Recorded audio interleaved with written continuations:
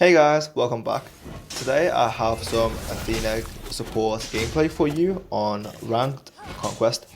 So I'm going to be doing some edits to this videos, so some cuts and some stickers. I'm trying to make the video shorter so they can upload faster and hopefully it's more engaging for you guys. So I've skipped the bands and me picking my items at the base. So the item that I went for Senator's Gift, which is a starter support item that helps you with your mana and your HP 5. I've also went for tier 1 Stone of Binding. That gives me 10 power and 20 magical protection, which is fantastic for the Ymir. He's basically going to do very little damage early game. So as you can see, he throws me there. He's hitting me with his basic attacks. So with Ymir, when he lands an ability on you, so whether that's his freeze or his slow, then what happens is you get a debuff. And with that debuff, his next basic attack will do double the damage, which is insane. And as you can see there, well, as you just saw from that fight before we killed that Medusa, he did freeze me and he did hit me with that debuff. However, it hardly done any damage, simply because I have 20 magical protection. With that magical protection, I can literally just ignore him and run straight up to the Medusa. And me and the other focused the Medusa because of my early game stats. I've also went for Med, Health Chalice and Mixed Pots to help with my sustain. So I started with the Health Chalice and Mixed Pots because I plan on spamming my Health Chalice and always having that sustain of health. So we were able to get another kill there on the Ymir this time. So because of this pressure that we have, the Medusa has to focus on clearing the wave, plus she hasn't got her support with her. So because of that, we can actually make a play for their purple once we clear this wave. So their wave, the wave on the lane is going to give us the most XP, but after that, we're going to go for their purple. That'll give me a buff. So it'll give me an attack speed buff, and also people around me will have a 10 less protections on their magical and physical.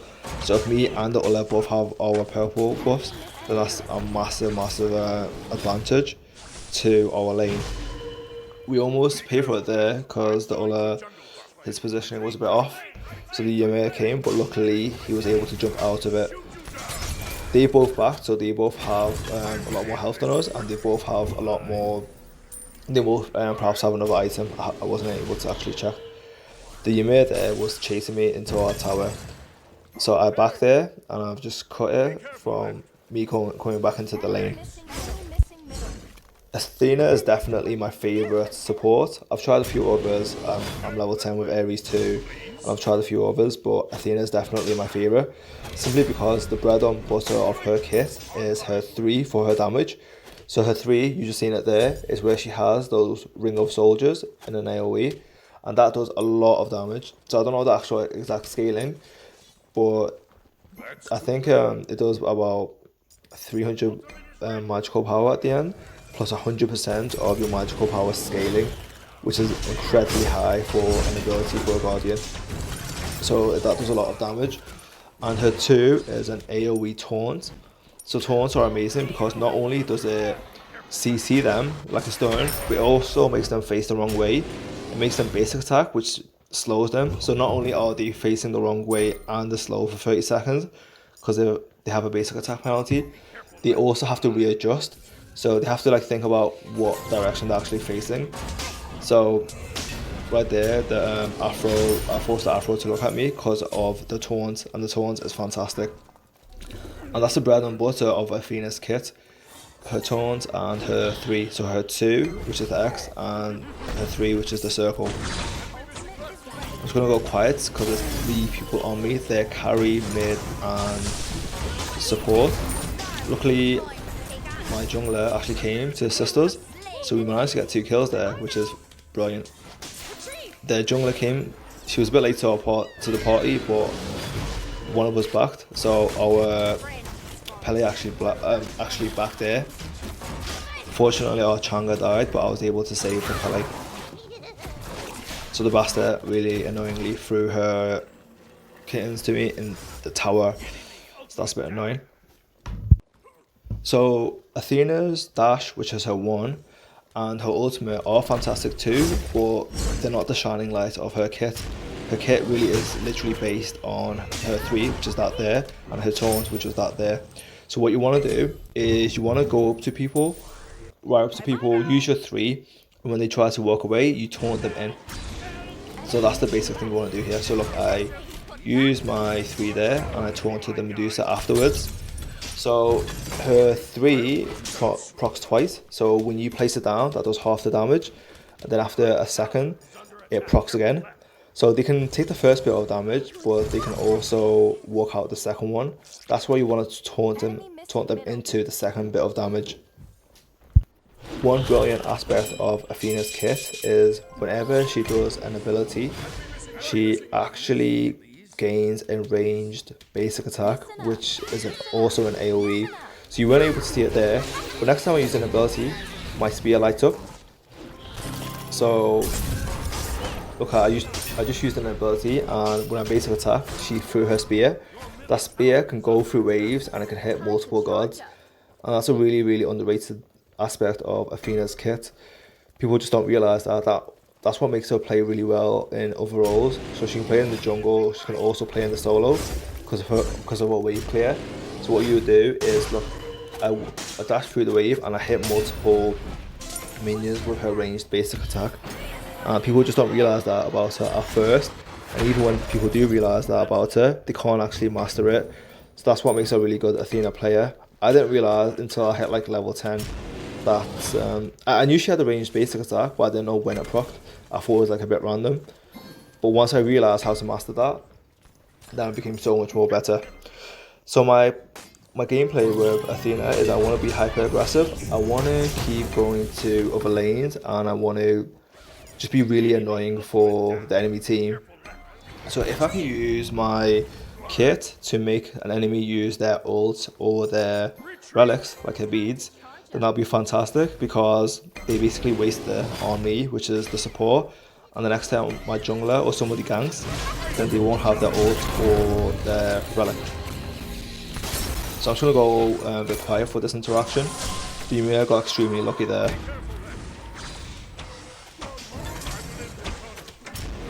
It's a 3v3, the Ymir is almost dead. I'm trying to dash through him, but literally that god body blocked the damage. But yeah, the item that I got is I got Stone of Binding. So that gives 30 power, 30 magical protection, 30 physical protection. It also gives MP5, and it gives you 10 pen whenever you CC them. And that's only for 1700 gold. This item is extremely stat efficient. I mean, those are some brilliant stats for only 1700 gold. Those are the item literally has better value than boots. I mean, this literally gives you both protections, damage, and it gives you penetration. And also that pen also works for your teammates too. So it reduces their protection, which is better than actual pen. And because I've got this massive stat spike, I've got a bit of a power spike and a bit of a defense spike. I don't even know if that's an actual phrase, but because I've got a lot of protections really early on, I'm able to be hyper aggressive. I'm able to be in everyone's face. Even though the Ymir is actually a level ahead of me, I'm able to just run around and just taunt everyone and use my 3 on them. Because of my items, I'm not actually scared of being bursted down, because I'm so damn tanky with these items. So with Athena, you can't play passive, but that's really not ideal. Ideally, you want to be hyper aggressive, you want to be in everyone's face, you want to be ganking the mid lane, ganking the solo, helping ulting to your jungler whenever they invade. You want to be hyper aggressive. So compare me to the Ymir this game. The Ymir is always next to one of his allies and his buddies. He's playing really passive, even though Ymir is also an aggressive god, and I'm playing really aggressive. So I'm literally pushing this wave on my own, and you know, I'm being a lot more proactive. The next item I'm going to go for, now that I've finished my boots, is I'm going to go for Gauntlet. I hate building Gauntlet straight after boots because the protections, so it only gives you 300 health and HP 5, which is nice, but you can also still get bursted down because you don't have that many protections. That's why I love going for protections first. If I don't go for Stone of Binding first, I would go for literally Mantle of Discord. That would literally be my first item after boots. Because Mantle of Discord's an amazing item. When you get to early game, you basically are extremely hard to kill. Then when you go for Gauntlet, you have the HP on top of the ridiculous amount of protections. So I love building Gauntlet as my 4th item there after my protection item, which is either Stone of Binding or Mantle of Discord.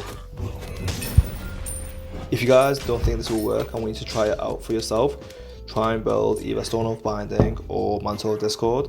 You don't need to get the full thing, you can get the tier 2 if you can afford it. So just go for the tier 2 version and just see how much more fun that is. You can literally be so annoying to the enemy team. They can hit you with everything and hardly do any damage. You see, my health will hardly ever go down.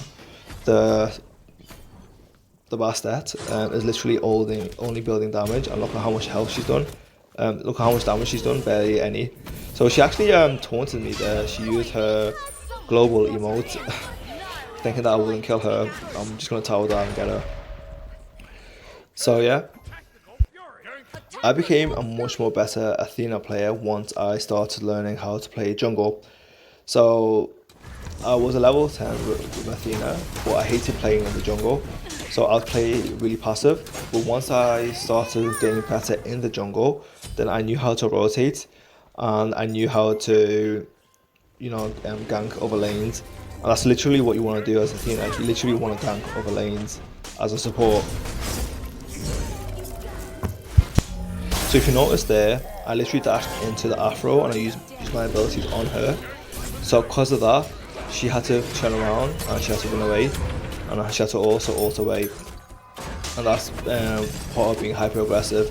Being hyper aggressive with Athena is also a great defense mechanism for your team, because they have to run away or they have to switch their focus on you. They can't ignore you, not with your taunt, not with your AoE taunt. By the way, if you didn't notice, our Chang'e literally died to our red buff, which is a bit of a shame, but what can you do? So my focus as Athena is I just want to be as disruptive as possible. So I want to get a farm wherever I can. So that's in the lanes or the buffs. So I just got the red buff there. So I want to get farm wherever I can. But when I'm not farming or when I'm not helping my teammates, so I just die here actually because there's 3 of them in our jungle. That was really bad play by me. I should have saw our Ola backed and our Pele was right and our Chang was dead. So that was literally all my fault. So I'm not blaming anyone there. I was surprised by the enemy team that they had the confidence to jungle invade like that. So I want to be as disruptive as possible. So the idea is I use my kit to slow down the enemy team's farm. So by me going into the mid lane and annoying the Afro, she may have to back early or she may have to stand behind the tower, and that will cause her to lose farm. So if you actually notice throughout the game, Ymir is ahead of me on XP and he may have been ahead of me on gold. So that's because he's been staying on the waves and he's been staying clearing camps. And usually you don't want to do that. Usually you want to be ahead of farm than your counterpart. So if you're a carry, a jungler, a solo lane in the lane, you want to be ahead of your counterpart in terms of gold and XP. However, as a support, I really don't care. So as you can see, the Afro is behind on farm to our Chang'e. The Bastet is behind to our Pele. The Medusa is heavily behind to our Ola. And the Guan Yu is heavily behind to our Tier. Now, I'm not saying I done all that, but I definitely did play a part in annoying the enemy team and sacrificing my own farm just to just to disrupt the enemy, team. So we went for a nice play here, and we actually got the Pyromancer, which is going to give us a lot of gold. So our Chongo unfortunately dies there, but that's fine with the Pyro, which is really good for our farm. Unfortunately, our tier isn't warding the right lane at all, and he's been getting ganked actually. So the bastard's mainly been ganking the tier for some reason, and you'd hope he'd have learned his lesson, but he hasn't warded. I mean, if the enemy jungler keeps ganking your lane, you'd hope. If the enemy jungler keeps ganking your lane, you'd want to ward so they can't kill you, but he hasn't done that. So after you build your first defense item, which is for me Solar Binding and your Gauntlet, I like to work on cooldown. So I'm going for a Pridwin here because of the 20% cooldown, which is absolutely fantastic. 30 of both protections, which will help me out a lot, and also the pass is quite nice as well. Every time you ult, you get a shield, so those are some really good stats. If they had, let's say, 4 physical and the best player is a physical guard, I might go for a breastplate because it's a bit cheaper and it gives you that mana too. I could also go for Genjis if they had 3 magical and the best players were magical. I'd go for perhaps the Genjis. But yeah, you would want to go for defense and cooldown. Cooldown's a brilliant item on Athena. So simply because you really do want to spam her 1 and 3 as much as you can. And you just want to be effective, get as many people as you can on it. Sometimes, if you have to, you'll have to taunt their tank, the frontliner, just to create an opening for your team to get their squishies. So I actually back there and I straight away ulted, so I can get full gold and full health and full mana, and that does a lot of damage to the enemy team.